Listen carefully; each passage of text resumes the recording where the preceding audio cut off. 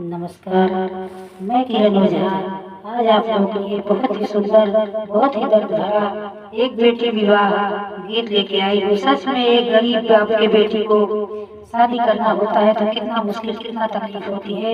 उसी पर ही बहुत ही प्यारा, बहुत ही दर्द भरा बेटी विवाह गीत है। आप लोग सुनिए, कैसा लगे लाइक करिए, सब्सक्राइब करिए और हमारे चैनल श्रद्धा के अंदर लोकगीत को आप लोग ज्यादा से ज्यादा सपोर्ट करिए। काली बदरिया अमावस की रतिया, अरे बाबा के सोयु न देरे ललनवा, अरे बाबा के सोयु न देरे ललनवा। बिना हो दहेज कैसे बेटी अरे काय बेटी नहीं है कुंवारी रे ललनवा, अरे किया बेटी नहीं है कुंवारी रे ललनवा। एक बन गई रे दूसर बन गई रे, अरे तीसरे में पहुँचे विदेश रे ललनवा, अरे तीसरे में पहुँचे विदेश रे ललनवा।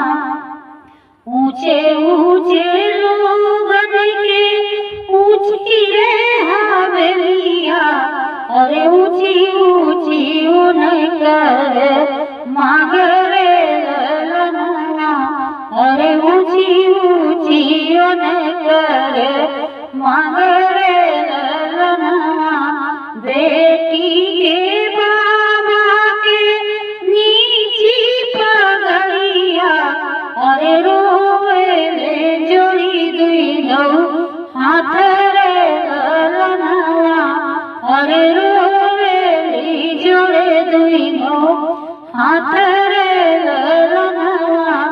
बिना रे दहेज कैसे बेटी बियाह भई, अरे किया बेटी नहीं कुंवारी रे ललनवा, अरे किया बेटी नहीं है कुंवारी रे ललनवा। मांगे ले हाथी ओ मांगे ले घोड़ा, अरे मांगे ले मोटर कर रे ललनवा, अरे मांगे ले मोटर कर रे ललनवा।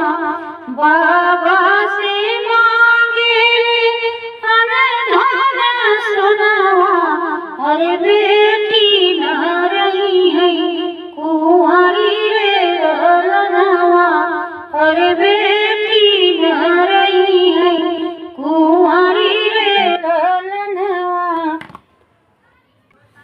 नहीं मोहे हाथी रे नाही घोड़ा, अरे नाही मोटर कर रे ललनवा, अरे नाही मोटर कर रे ललनवा।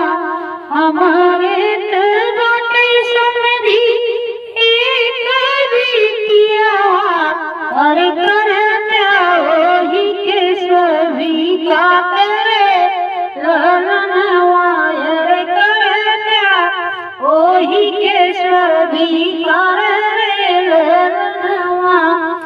अरे गोप भकाली बदरिया अमावस की रतिया, अरे बाबा के सोयु न देई रे ललनवा, अरे बाबा के सोयु न देई रे ललनवा। जय श्री कृष्ण, राधे राधे।